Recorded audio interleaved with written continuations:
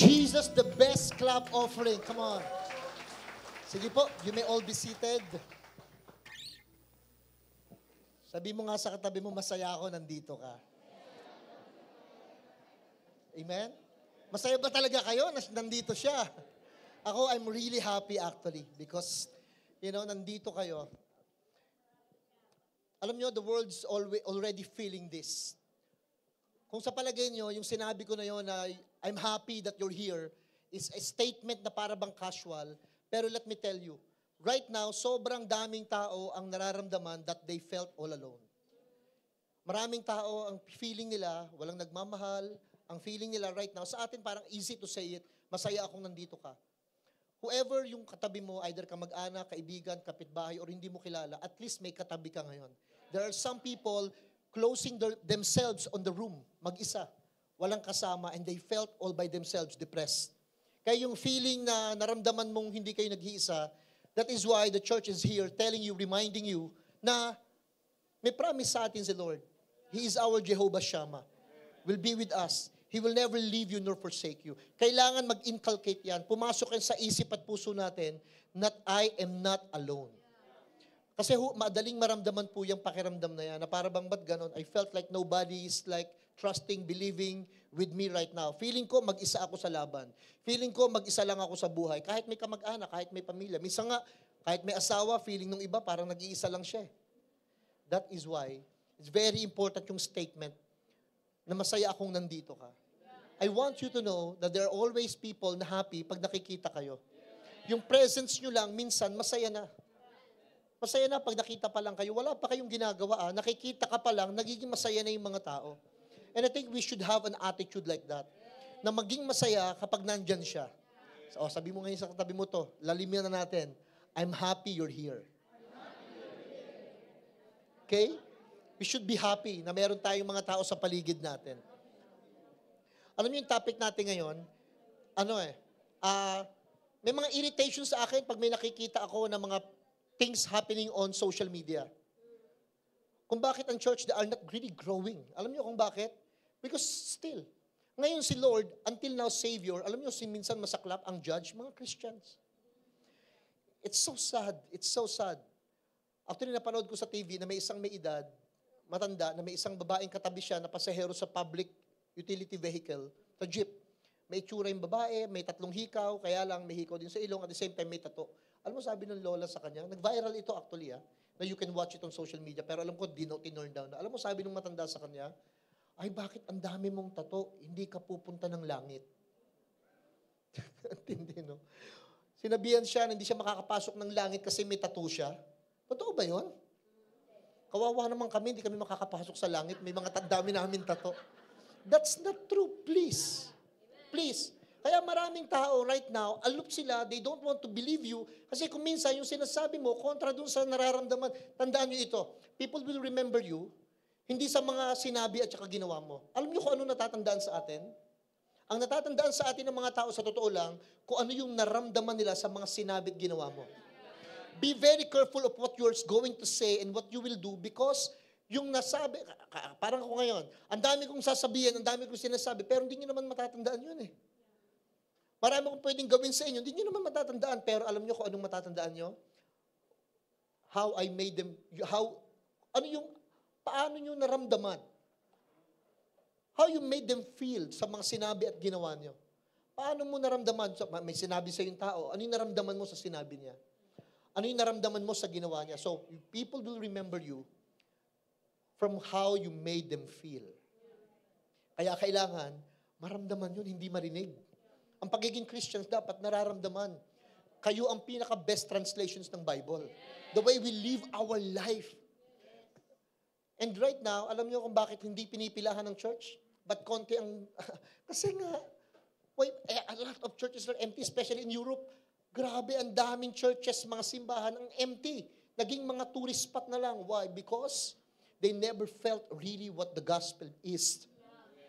Kaya tinitlean ko yung message natin. Pag sa akin pinadefine, PH, what is Christianity to you? Alam niyo kung anong meaning ng Christianity for me? Loving Jesus and loving Judas. Yan ang title ng message natin ngayon. This is Christianity. Loving Jesus and Judas. Sabi mo nga sa katabi mo, loving Judas. Kaya love kita. Loving Jesus and Judas, actually. It's one of the most powerful truth. Sa totoo lang, alam niyo kung anong pinaka-most challenging command ng Diyos? O kayo sumagot, hindi ako sasagot. Tanungin ko kayo, anong mas mahirap gawin? Yung mas mahirap pa, gumawa ng mabuti o mahalin yung kaaway? Ulitin ko, ano yung mas mahirap gawin? Yung gumawa ka ng mabuti o mahalin mo yung kaaway mo? Mas mahirap gawin yung mahalin yung kaaway, sa totoo lang. Ang daling gumawa ng mabuti, di ba? That is why one of the most difficult commandment ni Lord, yung mahalin mo yung katabi mo kasi kaaway mo minsan yan. Asawa mo, biyanan mo, anak mo, pamangkin mo, kapitbahay mo. So the most difficult commandment is to love our enemies. Alam niyo kung meron kayo ipopost sa Facebook, hashtag, gagawin niyo ito. Love your enemies, hindi lang families. I mean, we have to love our enemies. Hindi lang families. Kung pamilya mo lang ang mamahalin mo, paano naman yung iba? At alam niyo, sa totoo lang, we are alive today because of love. Kaya tayo buhay ngayon dahil sa pagmamahal. You are alive today, why? Because you love and you are loved. Nagmamahal tayo, at the same time, minamahal tayo. Alam niyo kung ano pinakamasaklap sa buhay? When you are not loved. Pero gusto mong magmahal, kaya lang walang nagmamahal sa'yo. At pwede rin vice versa, na gusto mo lang, mahalin ka lang, pero ayaw mong magmahal. I spoke one time to our leader, sabi ko, alam nyo, you don't need to be a leader to love. You can love not being a leader. But you cannot be a leader without loving. Ngayon, kung gusto mong maging leader, magmahal ka. Ngayon, kung ayaw mong magmahal, huwag ka na lang maging leader. Huwag ka na mag-lead to anybody. Everybody, actually, you are leading someone in your life. Whether in the family, in the neighborhood, in the company, in the school, wherever you are leading someone. And if you are leading someone, you need to learn how to love. Alam niyo ba tayo buhay ngayon? Because of love. Mahal ka ng Diyos at mahal mo siya. Pero iba, alam niyo, ganito. Mahal lang yung ibang tao kasi mahal siya. Alam niyo yung tula na, ako'y may alaga. Mahal niya ako. Kaya kaming dalawa, pang-aso lang yung love na yun. Pang-aso lang yun. Dapat kahit hindi ka niya mahal, mahal mo rin siya. Kaya lang yung mga iba ganito, I'll do good to you because you're doing good to me. Mahal kita kasi naman mahal mo ko, hindi yung divine nature, that is the human nature. Ang human nature, mahal ka lang kasi scratching each other's back, kamutin mo yung likod ko, kakamutin ko din likod mo. Hindi ganon. You know why, one time, marami sinulat si Solomon, some of those writings wala sa Bible, which has been found to mga old manuscript. And there is a story of Solomon na challenge yung kanyang wisdom. Alam mo, tinanong siya, Solomon, King Solomon, without you touching and smelling it, there are two flowers here, identical. Magkamukha talaga yung flowers. Pero isa sa mga flowers dun, hindi totoo. Dalawang flowers, sabi niya, how did you know, alin dito yung totoong flowers? Without you smelling or touching it. Kayo, paano nyo malalaman? Kung alin din ang totoong flower. Without touching and smelling. Kaya si Solomon yung may wisdom, hindi tayo eh. Alam mo ginawa ni Solomon? Sabi ni Solomon, without me touching and smelling, okay, then let's put the pot outside. Nilabas nila yung flowers outside. Sabi ni Solomon, then anong gagawin? Then wait for the butterfly. Kung ano yung lalapitan ng butterfly, yun yung may life. Yun ang totoong bulaklak. Let me tell you, life attract life.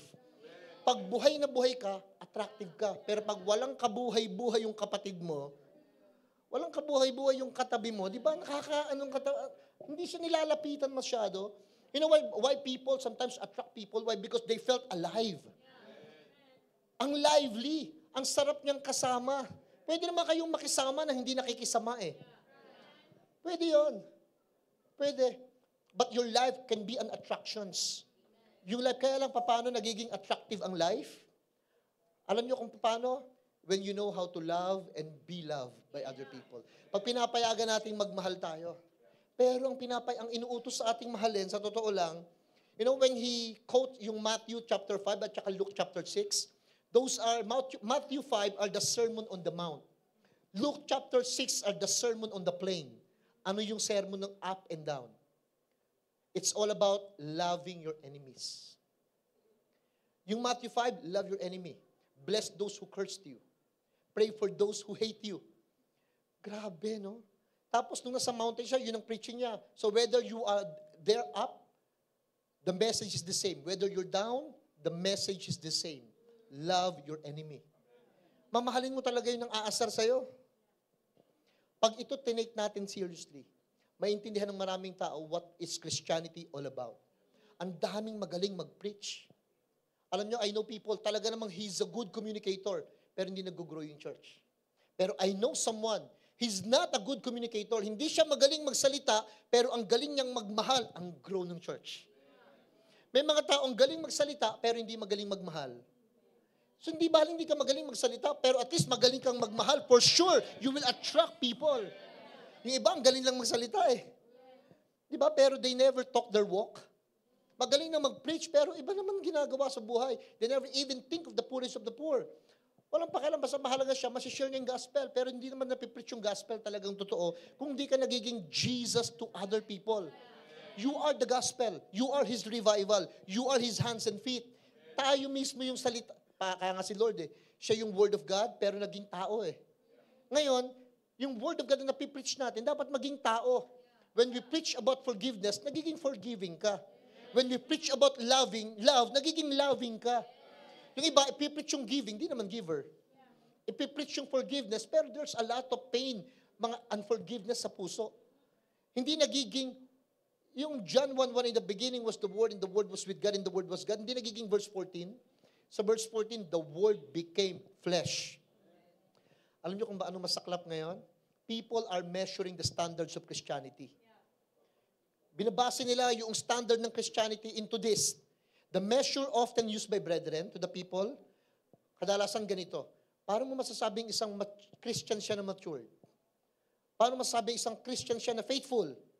Number 1, their attendance. Doon nila binabase. No, their attendance. Kadalasan, lagi, kapag palaging nandyan, pag Sunday, matured to, faithful to. Pero yung mga taong hindi naman nakakapagsimba every Sunday, unfaithful na, hindi na active. Paano yung mga may trabaho pag Sunday? Paano yung mga taong they really wanted to attend the church, pero walang means to do it, walang time, walang pera, may sakit. So kung minsan, kaya hindi ako affected na halimbawa, hindi na kayo nakakapag-church ng Sunday, naku, backslider ka na. That's not true. That's not true. No, you cannot define the measurement ng isang Christianity sa kanyang attendance. Pwede kang palagi nasa McDonald's, hindi ka magiging Big Mac kahit kailan. Kahit lagi ka nandito sa simbahan, hindi ka magiging Christians. Why? Paano ba nagiging Christians? Pwede nandun yung Christ sa life mo. You know, when you live the Christ life, or the life of Christ in you, then dun ka nagiging Christians. So kaya sa totoo lang, kahit anong religion, walang problema. Sa akin halimbawa, minsan may nagpapapayo sa akin, Pastor, di ba dapat ang magiging girlfriend ko, magiging boyfriend ko, Christian? Minsan ngayon, Christian pa yung mas worse. Di ba? Pero mas maganda kung Christians. Mas maganda kung lagi kayo nasa church. Mas maganda kung lagi kayo uma-attend. Kasi iba di ba, may naririnig ka nakakakain ka. Pero kung di man kayo nakaka-attend, for example, because of some reasons, lalo't kung importante yon. Kaya ako, I'm so blessed to those people na magta-travel pa ng malayo, makapagsimba lang. Sobrang nakaka-touch yun. Sobrang nakaka-bless yung mga taong, alam mo, may trabaho sa gabi, tapos papasok, magsisimba sa umaga. O kaya may pasok mamaya, magsisimba muna, makikinig, nakaka-bless yun. Nakaka-touch yun. Kaysa dun sa mga taong, they really have the opportunity to go to hear and maramdaman yung presence niya with the people, pinipiling wag na lang. Pero to those people na pinipiling nandito pa rin, kung ako natatouch, how much more si Lord? You cannot be measured people by attendance. And please, don't measure the Christianity in their participations. Yung mga church-related activities, ay grabe, nakaka-bless to kasi lagi siya nagdi-discipleship, may evangelism, may ministry. Never think that your ministry actually is your Christianity. Because I've seen people talagang in the ministry, pero sila pa yung mga gumagawa ng mga kabalbalan sa ibang buhay ng tao. I've seen people na talagang 30, 40 years na in the ministry, pero napaka-worse ng ugali. Mga people na talagang grabe kung may gawin, kala mo ang bait-bait, pero dami mga sinasaktang mga tao, mga inaabuso, either verbally or physically. So your participation cannot be defined. You cannot be defined by your participations. Na yan ang Christianity mo. Hindi po pwedeng halimbawa, ang sipag-sipag mo, ang galing-galing mo, kala mo yun na yun. Paano naman yung mga walang participations?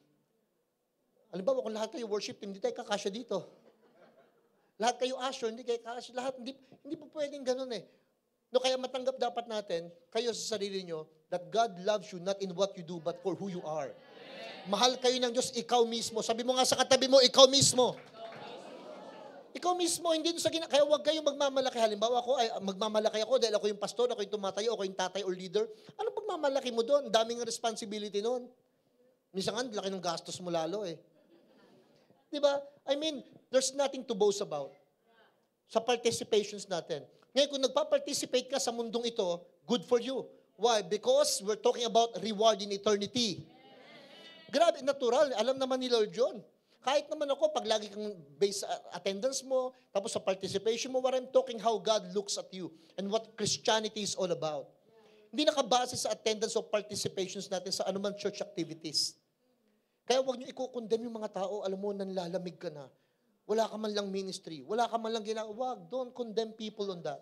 Please. Kung kayo may mga chance na mas makagawa ng marami, good for you. Pero pray for other people. Pero hindi pwedeng maging ikaw siya. No, you cannot condemn people na tagal-tagal mong Christian, wala kang ginagawa. Kaya nga, please, to share the gospel is to live it. To live it, then people will suddenly ask you, tatanungin nila, sino yung meron ka? O ano yung meron ka? Why? Because of how they saw from you, they experienced from you, kung ano yung nararamdaman sa'yo. Iba kasi kapag ang daming participation, feeling niya, I'm a strong brethren. Malakas na kapatiran to. Maglabi itong Christians na to. Kasi nga, ang dami niyang ginagawa. Nope, hindi po yun. We are saved not by our good works. Good works are good. Pero yung good works natin without Christ, dead works. Considered dead works. Yung part na yun. Next thing, ito yung minimeasure ng iba, ang Christianity, leadership abilities. Men are considered strong Christians if they leading, the singing, the praying, the serving, the evangelism, the discipleship, or whatever things that they are doing in church, iniisip nila na ang Christianity is based on their leadership abilities. Hindi Marami magagaling na leader, hindi Christians. Magagaling, grabe. Ang dami. Tsaka huwag tayo mag-a-assume. Huwag tayo mag-a-assume na ang Christianity is leadership. Leadership is based on relationship. Not on talents, not on giftings, not on whatever. Dapat before you can lead, you need to have relationship. Yung iba, gustong mag-lead, wala namang relationship sa tao. Before you can do that, before you can lead to people, build relationship on people. Mas importante yun. And that is leadership for me, relationship.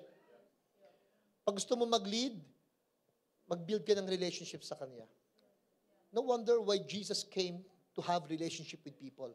Not as a leader, but as a father. Not as a leader, but as a friend. Not as a leader, but as a savior. Ano lahat yung part na yun? Relationships. Para ka maging tatay, relationship yun. Para ka maging friend, relationship yun. And yun ang binild ni Jesus actually with his disciple. Ito makikita mo sa relationship, tanggap ni Lord si Judas at si Peter. Tanggap ni Lord yung kagaspangan ng ugali ni Judas. And remember, pinakain din si Judas, sinugasan din yung kanyang paa. On the Last Supper, Judas was there. Hindi lang pinili. Kaya ang Christianity is if you can love Jesus, you can also love Judas. One more time, sabi mo sa katabi mo, I love you. Kahit pa Jesus yan or Judas yan, it doesn't matter. Ano yung magiging problema sa measurement na yan? Sa measurement ng attendance, participation, and leadership, ang nagiging problema kadalasan, it tends to measure the outside of man. Lagi na lang natin titignan, pag minessure natin na yan ang Christianity, ang magiging problema, titignan mo palagi yung panlabas. Titignan mo palagi yung itsura niya, position niya, the way he dressed, the way he pay things, the way he look. Lagi mo titignan, di ba si Lord, tinitignan not the outward appearance of men, but the heart. Ang tinitignan ni Lord, actually yung puso. Kaya huwag kayong matatakot sa katabi mo. O wag kayong mai-intimidate or maiilang. Parang nakakailang kasi parang ang big time itong katabi ko. parang nakakatakot, parang snatcher yung katabi ko. Wag din naman ganon. I mean, why? Don't judge people the way they look. Tandaan nyo to, hindi lahat ng pastor nakabarong. At hindi lahat ng may tato, salbahe. Minsan nga sa totoo lang, yung pangwalang tato ang salbahe. Di ba? Minsan mga naka-necktie, mga tataas na pinag-aralan, pero sila pa mga mastermind ng heinous crime. Samantalang kapitbahay mong tadtad ng tato, yung pa nagpahiram ng extension cord sa'yo. Yung kapitbahay mong tadtad ng tato, grabe siya pa yung nagbigay ng ulam sa'yo.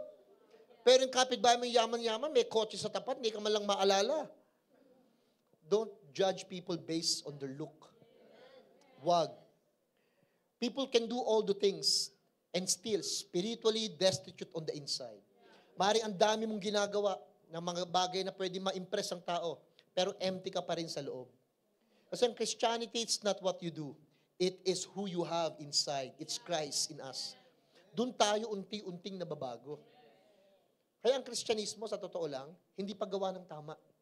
Anong Kristyanismo? Pagiging mabait muna. O sabi mo sa katabi mo, bago ka maging tama, maging mabait muna. Yung iba, tama nga sinasabi, tama nga ginagawa, kaya lang problema, hindi mabait. Hindi mabait. Kaya nga alam nyo sa pagpili, ang una-munang based on, parang ganito, pag mag-e-exam kayo, may tip ako sa inyo bago mangopya, ha? Ganito gagawin nyo. Halimbawa, nagte-take kayo ng exam. Ito gagawin nyo, halimbawa, A, B, C, D, di ba? Tsaka all of the above. A, B, C, D. Ang options mo, multiple choice mo. Paano ka pipili? Hanapin mo na kagad yung dalawa na palagay mong obvious na hindi yun ang sagot. Pa mag-exam ka sa ABC, itong A at saka B, obvious to, hindi talaga ito eh. Malabong maging ito. Exit mo na yon. Dalawa na lang natitira, C and D. No. Sa C and D na natitira doon mo na pag-isipan yan. At least dapat may common sense ka. Alin dito yung pinakamalapit? Ngayon, pag hindi mo pa rin makita sa C and D, yung pinakamalapit na sagot, kahit in-execute mo na A and B, sa C and D, alam mo pa paano mamimili? Una, tignan mo doon sa dalawa. Alin kaya dito yung mas may sense? Yung mas may sense. Hindi mo man alam yung pinaka-exacto kung C o yung D. Pero by the way, naka-ribs ako ng tip ha. Pag manghuhula kayo, puro letter C. Anyway. Or, pag may chance kayong mangopya, wag na lang. Sa C and D, pag nakita mo, alin dun yung may sense? Parang may sense yung D. Kasi medyo mas okay siya sa feelings mo, may nare-recall kang kahit konti, D na yung sagot mo. Pero C yung tama. Ito problema ngayon. Ito problema. At least you try your best. Pero, look at me, exam yon. That you can always do your best.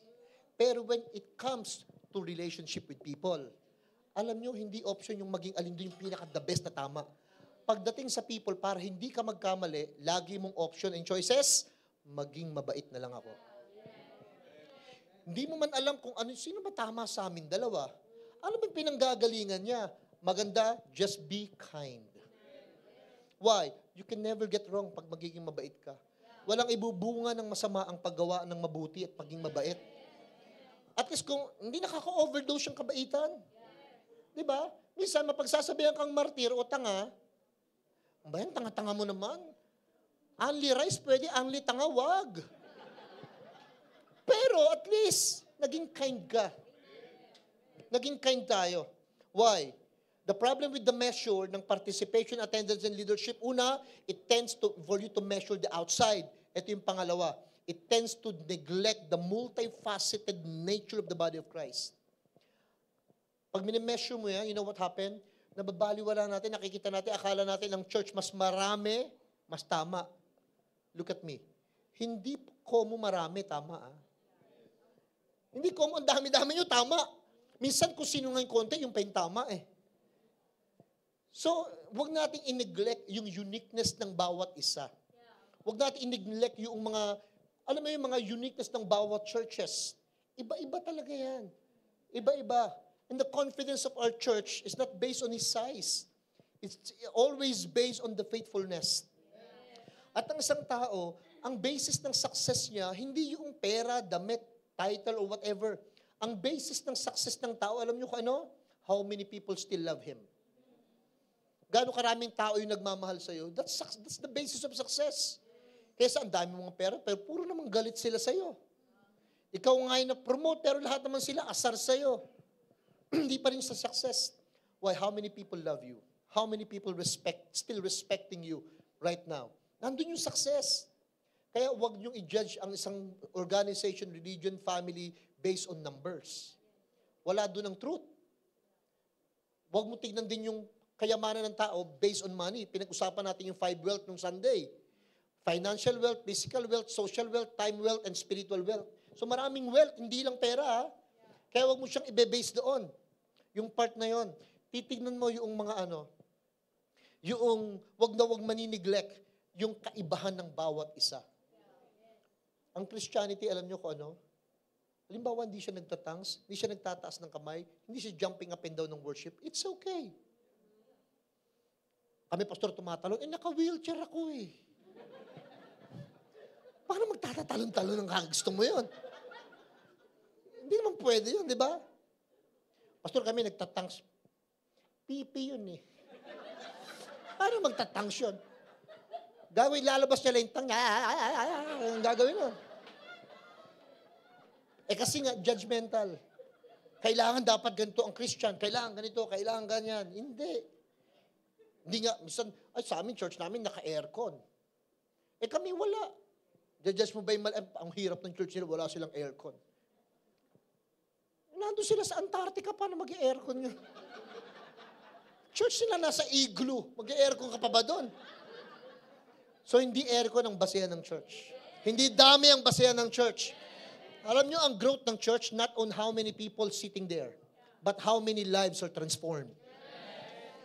It's not how many chairs are filled, but how many hearts are being transformed. Yun ang Christianity. Nando, hindi paramihan. Sabihin mo nga sa katabi mo, pabaitan. Sa totoo lang, pabaitan. The more you are becoming kind to other people, the more you're becoming attractive to other people. Alam nyo, minsan, di mo kailangang magpasikat sa iba para ipakita yung belief mo and doctrines mo. Ang kailangan lang, maramdaman yung buhay mo. Hindi niya natatanungin anong doctrine mo. Kasama na siya sa'yo. Kasama na siya sa'yo. Why? Because naramdaman niya yung love from you.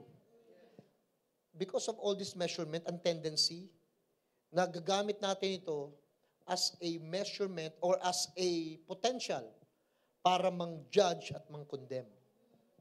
Kaya ako na-realize ko, halimbawa, may mga makikita kang tao, mamimit kang mga tao na they have something in life or something in church or something in his leadership. Kaya ang pinakamasaklap sa comparison, either you see yourself better or you see yourself lesser. Better kapag nakita mong mas okay ka. Lesser kapag nakita mo mas okay siya, kaya hindi magandang nagkukumpara. You don't need to compare yourself to other people. Hindi maganda talaga sa totoo lang na kinukumpara natin ang isa't isa. Another church into another church, another pastor to another pastor, another boss to another boss, another person to another person. Magkaiba talaga yan. Kahit yung daliri nyo, hindi pantay-pantay eh. Di ba? Mga fingerprint natin, magkakaiba. Dental tooth natin, magkakaiba. Hibla ng buhok mo, magkakaiba. Payag ka ba, kamukha mo yung katabi mo? Hindi naman siguro. Di ba? O, tanungin mo yung katabi mo. Sabi mo sa kanya, payag ka ba? Palit tayo ng muka. Di mo yun magagawa. O, may tanong ako sa inyo.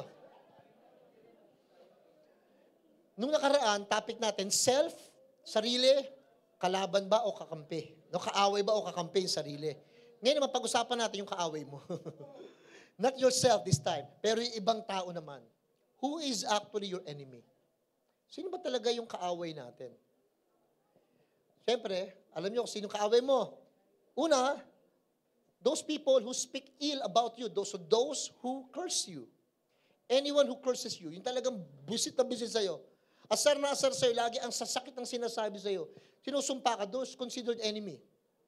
Pangalawa, anyone who hates you. Yung for some reason, ang liit despising you, looking at you small, minamaliit ka, wala kang kwenta sa paningin niya, ganun ang tingin sa'yo. So anyone who hates you, considered as enemy. Either racial, political, religious, or personal reasons. Those who hates you, considered an enemy. Sino pa? Anyone who spitefully uses you. Yung mga inabuso ka lang, ginamit ka lang, yung akala mo talagang concern sa'yo, pero ang totoo may kailangan lang sa'yo. Enemy yan. Enemy, yung akala mo talagang ini-invite ka, pero yung pala para sa sarili niyang kapakanan. Yung mga may papagawa na visions niya, pero ikaw ang gagawa. Enemy yan. Yung mga enemy na mga, alam mo, sasabihin sa'yo yung mga ganitong bagay, pero yung pala may hidden agenda. Enemy. Yan yung mga taong who will mistreat you in any way. Katulad ng ginawa nila kay Jesus. Pinakain ni Jesus, binuhay sa patay, binigyan ng paningin, binigyan ng pandinig, pero on the cross, may sumulpot ba para tumayo at sabihing, please stop this. This man is wonderful man. This person, wala naman eh. Why? Pero alam niyo, pinaka-most powerful message on the cross? Forgiveness. Forgiveness. Na ano, sabihin niyang, Father, forgive them. They don't know what they are doing. That's one of the most powerful. Kaya ang Christianity, sa totoo lang, kung may isang mensahe, Christianity, hindi giving. Forgiveness. Hindi receiving forgiveness. The most powerful message a person can give to others, forgiveness. Hindi ka na kasi maghahabla, hindi ka na mag-argue, hindi ka na magdidemand, hindi mo na kukunin yung bawat sa pag you know how to forgive. Hindi mo kailangan mag-sorry siya sa'yo when you know how to forgive. That's why it turns out to be powerful. Sino pa yung enemy? Anyone who persecute you. Who persecutes and pursue and then repeated it as an act of enmity. Yun na lang, ulit-ulit na lang. Lagi na lang tayong inaano. Nung time na yon, ng Christianity in time ni Jesus, the government is against with them. People against with them. The religious people, the people, lahat halos kalaban. Pero alam nyo, ang ano ni Lord, just pray for them. Just bless them. Don't be threatened by people. Alam nyo kung bakit wise si Solomon? Si Solomon? Ilan ang asawa ni Solomon, yung princess? 700. Ilan ang mga concubines? 300. Total of 1,000. Pag naisip mo si Solomon, pag judgmental ka, isipin mo, grabe naman babaero ni Solomon. 700 ang asawa. So talagang Casanova playboy. No, wisdom. You know why Solomon have 700 wives na princess? Ang tawag doon, military alliance. Ang nangyari, mag-isip ka bago mo kaawayin. So ang ginawa niya, inasawa niya itong mga prinsesang ito. Kaya meron siyang 700 nations na mga kakampi para mong aawayin yun. Nagka-idea si Jojo, pwedeng maraming asawa. hindi kasi King Solomon. So, ibig sabihin, no. Hindi, it's military alliance. Why? Para nga naman kaya for 40 years, 60 years naghari si Solomon, naging hari siya at the age of 20. 40 years siyang naghari, walang gera. Walang umaway kay Solomon, lahat bati-bati. Yung silver, naging parang bato. Yung pagkain, everyday is fiesta. Why? Lagi may kinakasal eh. Kaya talagang fiesta palagi. Grabe ang buhay niya. No wonder, ang talino niya, may wisdom. By the way, diploma doesn't mean wisdom, ha? Having degree doesn't mean wisdom. May mga kilala ko, mga doktor. May mga master's degree. Pero grabe, hindi nila ma-take care yung kanilang kalusugan. They know what to do with health, pero sila may health problem. Ang daming ganon. Na mga doktor na alam kung paano resetang gagawin, pero sa sarili nila, hindi nila maano. Kundi sila mga obese, may mga tama sa baga. May mga diabetic. Alam nilang mga mali yun. So it means degree, diploma, knowledge, don't convert it into wisdom. Ang wisdom kasi, alam niyo, unang pinagmumulan ng karunungan, pagmamahal. You know where Solomon get his idea na hatiin yung bata? Pagmamahal. It came out of love. Kaya sabi niya, the wisdom is this, let's cut the kid into two. Let's cut the child into two. Hatiin natin. Why? Kasi alam niya, ang magsusulpot ng karunungan, yung pagmamahal. Kung sino yung mas may nagmamahal, yun ang papanigan niya.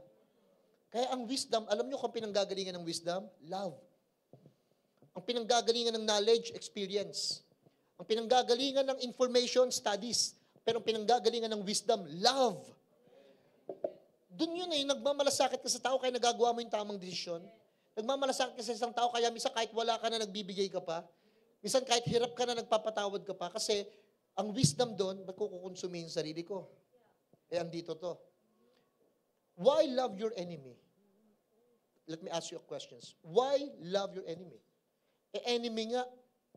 You know why? Number 1, to be like God. Di ba sabi ng Bible? Sa Luke chapter 6, verse 35 to 36, dapat maging katulad niya tayo Ano nakalagay doon sa Luke 6, 35 to 36? Katulad daw, basahin ko sa Tagalog, sa halip, mahalin niyo ang inyong mga kaaway, gumawa kayo ng mabuti sa kanila. Magpahiram kayo ng hindi na umaasa ng anumang kabayaran. Sa gayon, malaking gantimpalang tatamuhin ninyo. Kayo'y magiging mga anak ng kataas-taasang Diyos, sapagkat siya'y mabuti kahit sa masasama at sa mga hindi marunong magpasalamat. Sa mga taong salbahe at saka mabait, ama pa rin siya. Sisikat ang araw, uulan, hahangin, kahit na salbahe ka, kahit na hindi ka mabuti. Ganon siya kabuti, sabi niya, like father, like his children. So tayo din ganon. Maging mahabagin kayo tulad ng inyong ama na mahabagin. O sabi mo sa katabi mo, kaya naaawa ako sa iyo Kasi ang daddy ganon Ang tatay ganon kahit di nakaawa-awa yung katabi mo, naawa ka na lang din. Nahabag ka na lang din, na-in love ka na. Why? Because like father, like his children. Second reason why we love our enemy, to be unlike sinners. Sana maging iba tayo, katulad ng iba. Alam niyo, iba mabait lang sa mabait sa kanila. Yung iba mabuti lang sa mabuti sa kanila. Yung iba nagbibigay lang kanino? Sa mga may makukuha lang sila. Kaya come on, look at me. Alam niyo, sinong pinakamasarap tulungan? Yung mga taong hindi ka kayang balikan. Yun ang pinakamasarap tulungan kasi yung mga taong hindi ka kayang bayaran, ang Diyos ang magbabayad sa iyo. Proverbs 19:17, to those who love the needy, lends to the Lord and the Lord will pay them back.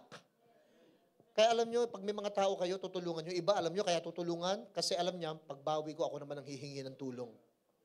Mangangailangan din ako. At ako naman ang lalapit sa kanya. Pag ganun, mali Alam niyo, ang masarap tulungan, yung mga tao talaga na hindi ka mababawian. Why? Because pag hindi ka nabawian ng taong yon, then we are different from other people. Tingnan yung 2 Peter 1:4. Nakalagay diyan, yung nature natin, hindi katulad ng nature ng tao. Ang human nature, ganun You do good to me, I'll do good to you. So you get good, you do good, you get good. You do bad, you get bad. Pero sabi ng Bible, look, sa paraang ito, binigyan tayo ng mga dakila at napakahalagang pangako para daw makaiwas kayo sa nakakasirang pagnanasa sa sanlibutan ito upang makabahagi tayo sa Kanya ng likas bilang Diyos. Nakalagay dyan, para daw magkaroon tayo ng part and to be the partakers of His divine nature. You know what is His divine nature? So yung malaman ang divine nature ni God? Ang nature ni God, loving, forgiving, humble, creative. Ang nature ni God, dapat yun yung nature natin. So ang divine nature, usually sa people, gawan ka ng mabuti, gagawan mo rin ng mabuti. Si God, hindi ganon. How many of you, hindi natin siya nagawa ng mabuti? Masama pa nga napangako natin minsan. Masama pa nga nagawa natin. Ginantihan ba kayo ng Diyos? Sa kasamaan? Imagine kung lahat na kasalanan nyo may kutos ka, puro bukol ka. Hey God. Pero buti hindi siya ganon. Why? It means, yung divine nature daw ni God nasa atin. So we should know how to forgive. We should know how to love people. How to trust, how to believe on people. Why? Yung nature niya, nature natin. Yung iba, alam nyo kung ano? Yung nature na divine, it stuck as a desire. Kumbaga, gusto ko namang magpatawad Desire ko namang magpatawad, pero ayaw niyang gawin. Maraming ganon. Let me tell you, God cannot bless a decision you won't make. Kailangan mong mag-decide. Hindi po pwedeng gusto kong magpatawad. Decide. Hindi lang desire. Gusto kong magbigay Decide. Hindi lang desire. Hindi lang nais mo, nasa mo, gusto mo. Gawin mo. Yung iba, alam nyo, gustong mag-diet. Decide. Desire kong mag-diet, pastor. Decide. Alam nyo, may mga bagay sa inyo, gustong-gusto na talaga kayo i-bless ni Lord. Pinag-uusapan nga kami ni Daryl eh. May isang tao eh. Sabi naman, sana pag naging pulis na siya, maging mabait siyang pulis. Sagot ko sa kanya, kahit si Kristo, hindi kayang baguhin yan. Pag di siya nag-decide. Alam nyo ba? Sana, kaya kayong baguhin ni Lord kahit di kayo mag-decide. Kasi kung ginawa ni Lord na baguhin kayo, even without your decisions, ang bait na sana ng katabi mo. Kaso hindi eh. God can only change and bless people na sasabihin niyang, Lord, I decided to forgive. Then I bless you. So sabi mo sa katabi mo, you need to decide. You know why we love our enemy? To overcome evil. To overcome evil. Sabi ng Romans 12:20 to 21, grabe yung verse na yan. Ang gagawin mo sa chapter 12, verse 20 to 21, sa halip, pag nagugutom yung mga kaaway mo, ano sasabihin mo? Buti nga gutom ka. Yun ba yun? Pag nauuhaw ang katabi mo, buti nga sa'yo, nauuhaw ka ngayon. May hawak pa soft drinks. Gusto mo? Hindi. Sa Bible nakalagay, kung nagugutom ang iyong kaaway, ano raw gagawin? Nauuhaw siya. Sa ganon, nagbubuntun ka ng baga sa kanyang ulo. You know why you're putting coal in his head? Sa Israel kasi, walang cooler. Ang gagawin, yung tinapay, lalagyan sila ng meron silang tela. Maglalagay sila ng mga baga doon sa tela at saka ilalagay yung tinapay. Ibig sabihin, nagbibigay ka ng provisions palalo. Para yung tinapay, ma-enjoy niya ng fresh, mainit. Yung tinapay na yon. Alam niyo, pag may mga taong binubwisit ka, huwag kang mabwisit. Why? Tingnan niyo itong sinabi ni George Washington Carver. Ang ganda nito. Sabi niya, I will never let another man ruin my life by making me hate him. Gusto niyong masira ang buhay niyo, magalit kayo sa kanya. Pero sabi niya, I will never let another man ruin my life by making me hate him. Ano sabi ni Richard Nixon? Powerful to. Those who hate you don't win unless you hate them. And then you destroy yourself. Kaya may mga tao, hate na hate ka, huwag kang ma-hate sa kanya. Huwag kang magagalit sa kanya. Kasi doon ka matatalo. Doon ka matatalo. Sabi ni Abraham Lincoln, am I not destroying my enemies when I make friends of them? Sa mga kaaway nyo, you know what's the best thing to do? Kaibiganin mo. Pag may kaaway kayo, kaibiganin nyo. May naiinis sa'yo, halimbawa, itong taong ito, andap ka, alup siya. Sa'yo, di kayo masyado nagpapansinan. Kausapin mo. Padalan mo ng sticky notes na nakalagay, I love you. Tapos sa kapitbahay nyo, padala ka ng ulam. Pero make sure, pakita mo sa kanya, hinihigop mo muna. Ayun, walang lason to. Habang binibigay mo sa kanya. Why? Because, di mo naman siya mawiwin eh. Alam mo sabi ni Martin Luther King Jr., love is the only force capable of transforming an enemy into a friend. Yung pagmamahal nyo sa kaaway nyo, yun lang yung pinaka-force na pwedeng mag-convince sa kanya na maging magkaibigan na lang. So chapter 10 verse 1 ng Romans, here's the ultimate goal. Mga kapatid, ang pinaka-nanais ng puso ko, ang idinadalangin ko sa Diyos, ay ang maligtas ang Israel. Ano ibig sabihin yan? Alam niyo kung ano? Look at me. Nung time na yan, yung Israel, yung bansa, actually persecuting the Christians. Tapos ang prayer ni Paul, na umuusig sa kanya, kaya nga book of Romans. So the Romans actually pine-persecute ang antindi ng Kristyanismo. And sabi ni Paul, the best desires that I have, yung mga kaaway natin, ma-bless sila. Ma-save sila. Alam niyo, ang hirap ipag-pray ng taong hindi mo mahal. That is why the best thing to do with our enemy is to pray for them. Pastor, teka. Yung love na tinutukoy ko of loving enemy, it's not an affectionate love that you are giving to your family. Halimbawa, the love that you experience in the family, affectionate yun, ang tawag doon storge. The love that you express from friends, ang tawag dun sa love na yun, pileo. Pero yung love, especially sa mga friend, kaibigan, sa mga kapatid, brethren, Philadelphia, ang tawag. Tapos yung love na halimbawa, bet mo siya, crush mo, gusto mo nakakatawan niya, gusto mo erotic, eros love. Pero yung love na affectionate, na pwede mong ibigay sa enemy, agape love. Yung hindi naman kailangan na hahalikan mo, bibigyan mo ng rosas, yung kaaway mo, hindi naman kailangan na ganun. Alam mo, kung may nakaaway kayo, tapos yayain mo silang mag-date uli kayo na parang walang nangyari, kaplastic ka naman yon. Pero sinasabi ko ganito, ang ibig sabihin ng love your enemy, ito yung pinakamababaw niya, love him with goodwill. Anong goodwill? Na yung kalooban mo, sa sarili mo, kahit naiinis ka, banas na banas ka sa kanya, hindi ka matutuwa pag nagka-cancer siya. Hindi ka matutuwa pag nakita mong natanggal siya sa trabaho. Hindi ka matutuwa pag nakita mong naruruwin, nasisira yung buhay niya. That's not goodwill. Pero nasasaktan ka kahit ginawan ka ng masama, maiisip mo, Lord, I blessed him. Lord, wag naman yung ganito, Lord. I know there is consequence sa buhay niya, pero wag naman yung ganito. Wag naman yung talagang totally lumagapak siya. Wag naman yung totally, alam mo yan, yung will ng kalooban mo, maganda pa din. Hindi mo haharapin na parang bang ibebeso-beso mo pa. Oh, friends na tayo ha, parang walang nangyari. Hindi ganun. Pero alam mo, pag nasasaktan siya, nasasaktan ka rin. That's how we love our enemy. Let me close in this verse. Tapos may kakantahin tayo. Pag kinanta natin, huwag yung kantahin parang video okay. Kakantahin natin, as a prophetic songs. Ito yung verse na ito. Let me close in this verse. Titus chapter 3, verse 3 to 7. Ganito tayo dati. Nung una, tayo rin mismo, mga hangal. Hindi tayo masunurin. Naliligaw tayo. Naging alipin tayo ng mga makamundong damdamin. Lahat ng uri ng kalayawan.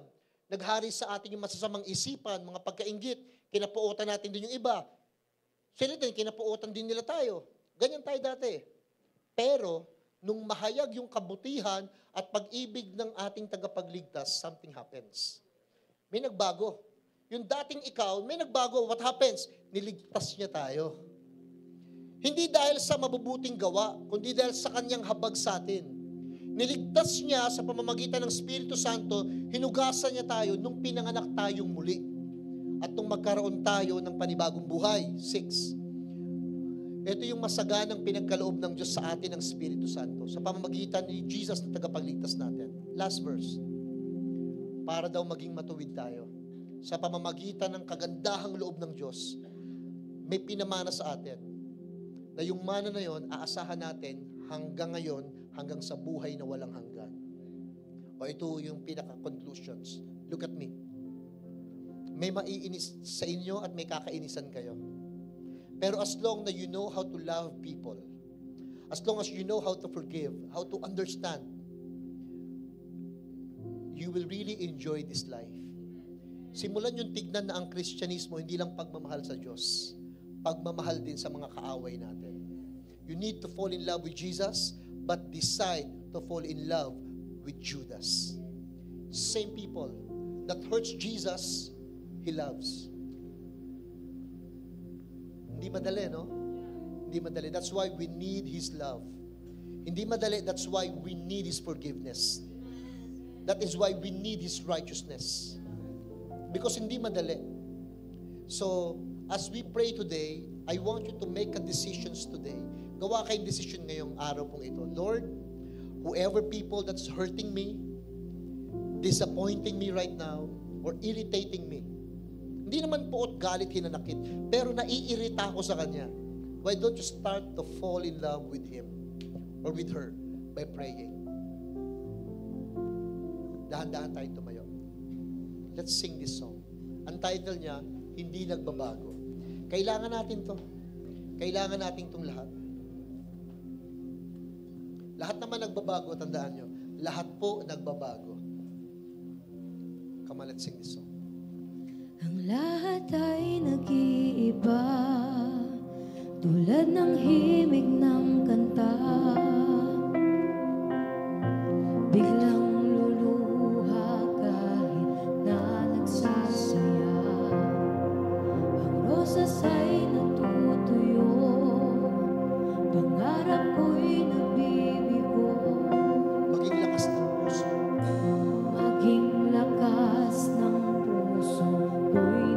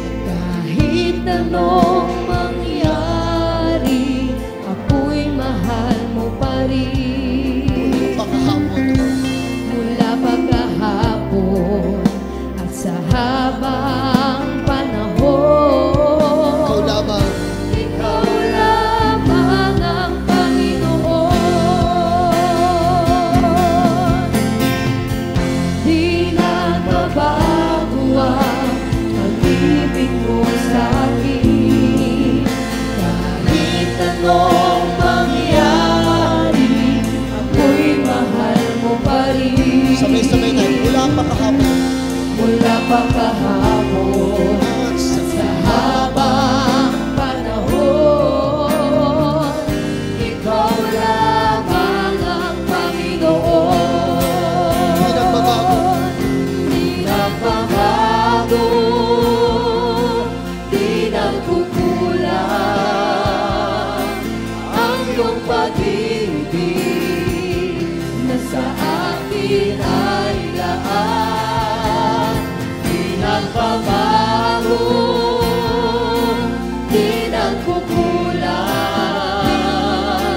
ang iyong pag-ibig na sa akin ay laan. Pwede ba ako mag-request sa inyo? Pero papaliwanag ko naman kung bakit. Ganito nyo yung kamay ninyo. Just do this. Yan, ganyan lang.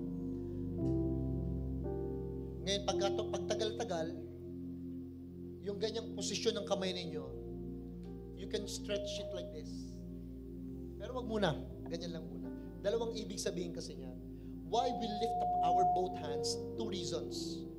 Una, kaya natin tinataas yung kamay natin, sinasabi natin, Lord, I surrender everything. My dreams, desire, hopes, and disappointments, hurts, and pain, everything, Lord. My failures, my insecurities, my fears. Sinusurrender ko sa iyo, Lord. That's why tinataas natin yung kamay natin. Kaya hindi nakakahiyang magtaas ng kamay. Nasabi natin, Lord, I surrender to you. Di ko makontrol yung future. I couldn't even, Lord, control myself now. So I surrender. Pangalawang reason why we lift up our hands.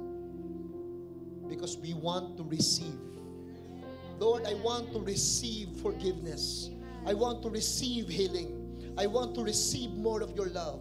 I want to receive miracles. I want to receive, Lord, understanding. I want to receive, Lord, provisions. And then pag na-receive nyo na, is where you're going to give. Then, I forgive. You receive love, then I love. You receive righteousness, then I do the right things. Yung nare-receive natin, yun din yung binibigay natin. Para walang magyayabang. Amen? So come on, lift up your hands. I know sa iba sa inyo, jahi ito. I know para bang di kayo sanay, hindi ito kung sanay ka o hindi. But this is about you and God. So never mind, people. Come on, surrender. Di nagbabago. Surrender to Him. Di nagkukulang. Give everything to Jesus right now. Everything, your failures, your hopes, even your dreams, even your families. Come on, surrender. Even your wants. Yung mga wants, yung mga gusto natin. Give it to God. Give it to God right now. Ang iyong pag-ibig na sa akin ay laan. Di nagbabago. Now, receive. Receive your healing. Receive your peace. Receive your love. Receive your provisions. Receive the move. Receive your miracles. Receive right now from Him. Receive it. A fresh revelation. Receive your callings. Receive your anointing. Receive your breakthroughs. Receive. Taas natin. Lift up your hand. Hindi nagbabago. Di nagkukulang ang iyong pag-ibig na sa akin ay laan. Di nagbabago. Di nagkukulang ang iyong pag-ibig na sa akin ay laan. Mga kamay na nakataas, lagay natin sa dibdib natin. Lord, from the bottom of our hearts, maraming salamat po sa pagkakataon para magmahal at mahalin, sa pagkakataon para tumanggap at magbigay, sa pagkakataon para mapatawad at magpatawad din, sa pagkakataon, Panginoon, na tumingin at tignan. Salamat po, Ama. We don't deserve this. We don't deserve to be protected, to be provided. We don't deserve to be loved, pero minahal mo pa rin kami. Pinoprovide mo pa rin kami. Iniingatan mo pa rin kami. Pinipili mo pa rin kami kahit hindi ka na namin pinili. Kinakausap mo pa rin kami kahit hindi ka namin kinakausap. Pinapakinggan mo pa rin kami, Lord. Kahit maraming beses hindi ka namin pinakinggan. This is how much you love us. That it's not about us. It's always about you. Your love, your mercy, your grace. Kaya, Panginoon, kung ito ginagawa mo sa amin, how can we not do this to our enemies? Kung ito ginagawa mo sa amin, paano namin hindi mamahalin ng mga tao? So, Lord, today, we decided we will not judge people. Today, Lord, we decided we will be more kind to people. Today, we decided we will pray for our enemies. We will bless those who hurt us. We will bless those who hate us. And we will make friends with our enemies by forgiving them, by blessing them, by speaking well to them. Look at me, tingin kayo kay Pastor. Alam niyo yung salitang blessed, nung sabihin niyo sa Matthew 4 ni Jesus, hindi makarios sa Greek. Ang ibig sabihin ng bless, translate nila na pray. Pero ang talagang meaning nun, speak well. To those who hurt you, to those who curses you, speak well to them. Huwag kayong magsalita ng negative to them. Pag nasasaktan kayo ng tao, huwag kayong magsalita ng buti. Sabi mo sa kanya, Lord, may pinagdadaanan lang siya, Lord. Bless them, Lord. You know what? You can make a good person out of that person. Amen? Let us stop judging each other. Respeto natin yung isa't isa. Mahalin natin yung isa't isa. Paramihin pa natin yung pag-ibig ng Panginoon sa isa't isa. Amen? Before we close, huwag kayong mahiya. I want you to hug each other. Kamayan nyo kung hindi nyo kakilala. Kung kakilala mo, yakapin mo at sabihin mo sa kanya, I love you with the love of the Lord. I love you. I love you. Come on.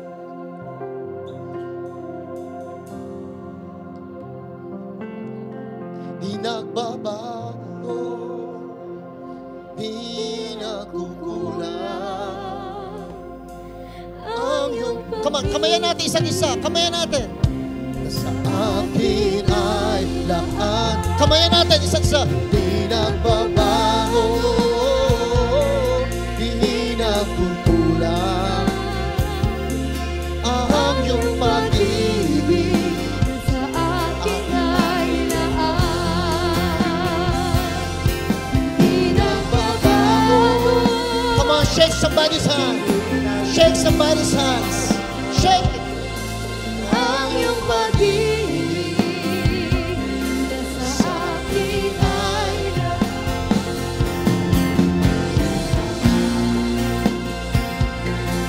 di nagkukulang. Sabay-sabay po tayo. Come on. Come on, church. Let's give all the glory to Him. All the praise. All the worship. Everything, every blessing be unto Him right now. Ang iyong pag-ibig na sa akin ay lahat. Thank you, Lord. Di nagbabago. Thank you, Jesus. Di nagkukulang. Ang iyong pag-ibig na sa akin ay lahat. Panginoon, maraming salamat sa pagpapagaang sa kalooban. Maraming salamat sa kapayapaan sa isip. Maraming salamat, Lord, sa pagpapataba ng aming puso. Binabalik namin sa iyo, Lord, ang lahat ng papuri at pasasalamat sa matamis na pangalan ni Jesus. Everybody shout and say!